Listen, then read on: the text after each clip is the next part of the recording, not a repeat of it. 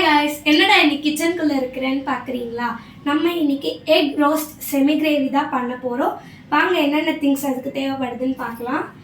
வந்துட்டு மசாலா ஐட்டம்ஸ் எல்லாமே வச்சுருக்கேன். இங்கே ஆயில் இருக்குது, இங்கே வந்துட்டு வெங்காயம், தக்காளி, கொஞ்சம் மின்ட்டு, அப்புறம் கருவேப்பிலை, இஞ்சி 2 துண்டு, காரத்துக்கு ஏற்ற மாதிரி எவ்வளோ பச்சை மிளகா உங்களுக்கு வேணுமோ நீங்கள் அதை சேர்த்துக்கலாம். பாயில்டு எக், இந்த எக் பார்த்தீங்கன்னா கொஞ்சம் இடகுடமாக ஆயிடுச்சு. இதை வேஸ்ட் பண்ணேன், எங்கள் அம்மா என்னை வந்துட்டு பயங்கரமாக திட்டுவாங்க. அதனால நம்ம அதையும் சேர்த்துக்கலாம். ஓகே, இப்போ வந்துட்டு என்ன பண்ணுவோம், ஃபஸ்ட்டு ஸ்டவ் ஆன் பண்ணிவிட்டு பேன் அதில் வச்சுக்கலாம்.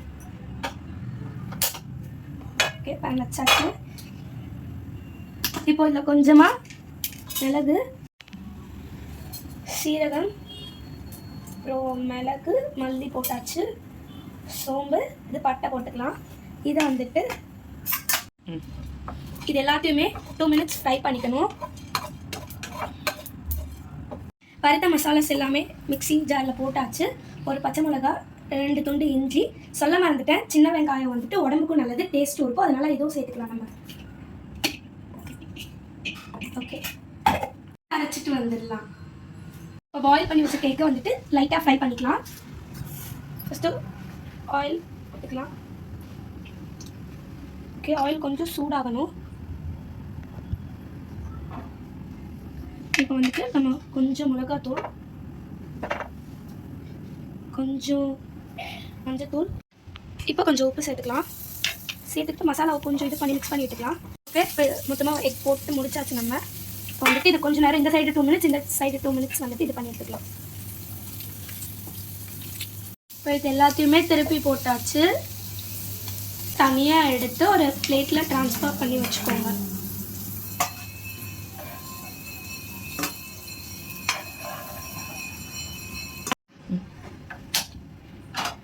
இப்போ நம்ம கிரேவி செய்ய ஸ்டார்ட் பண்ணிடலாம். ஒரு கடாய் எடுத்து வச்சுக்கலாம்.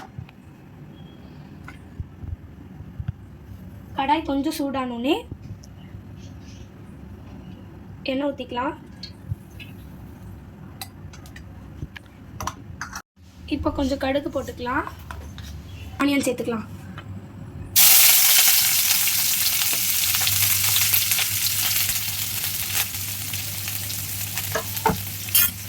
இப்போ இது நல்லா ப்ரௌன் கலரில் ஆகிற வரைக்கும் நல்லா கிளறி விட்டுக்கலாம்.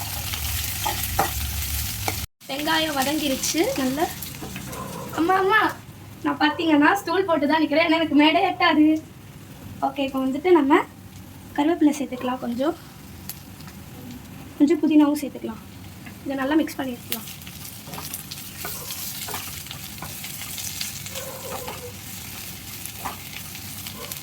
இந்த மசாலாலாம் இதில் சேர்த்துக்கலாம். இது கரம் மசாலா, பிரியாணி மசாலா, மஞ்சத்தூள், மிளகாத்தூள், மல்லித்தூள், உப்பு, இது எல்லாத்தையும் சேர்த்துக்கலாம். ஓகே, இதையும் நல்லா வதக்கி வைக்கலாம். ஓகே, நம்ம இப்போ கட் பண்ணி வச்ச தக்காளி இது கூட சேர்த்துக்கலாம். இப்போ இது கூட அரைச்சி வச்ச பேஸ்ட்டையும் ஆட் பண்ணிக்கலாம். கூட கொஞ்சம் தண்ணியும். ஓகே, கிளறிட்டு ஒரு 5 மினிட்ஸ் நம்ம இதை க்ளோஸ் பண்ணி வச்சிடலாம். இது வந்து கொதிச்சிட்ருக்கு.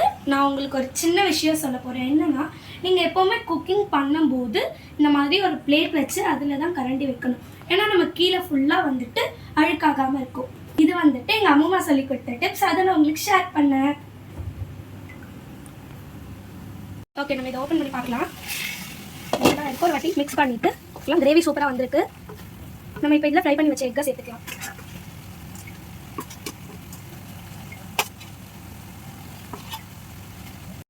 நம்ம எப்போவுமே எக் போட்டோன்னே ரொம்ப மிக்ஸ் பண்ணக்கூடாது. வடிவேல் அங்கிள் சொல்கிற மாதிரி மெல்ல பரட்டினாப்புல அப்படி ஒரு திருப்பு, இப்படி ஒரு திருப்பு. நம்ம எக் கிரேவி கம்மன்னு வாசனையோட சூப்பராக ரெடியாக இருக்குது. நம்ம டேஸ்ட் பண்ணி பார்த்துடலாம். மத்தியானம் அக்கா செஞ்ச பிரியாணி இருக்குது, கொஞ்சம் ரைத்தா வச்சாச்சு, அண்ட் நம்ம செஞ்ச எக் கிரேவியும் வச்சாச்சு. ஓகே, நம்ம சாப்பிட்டு பார்க்கலாம்.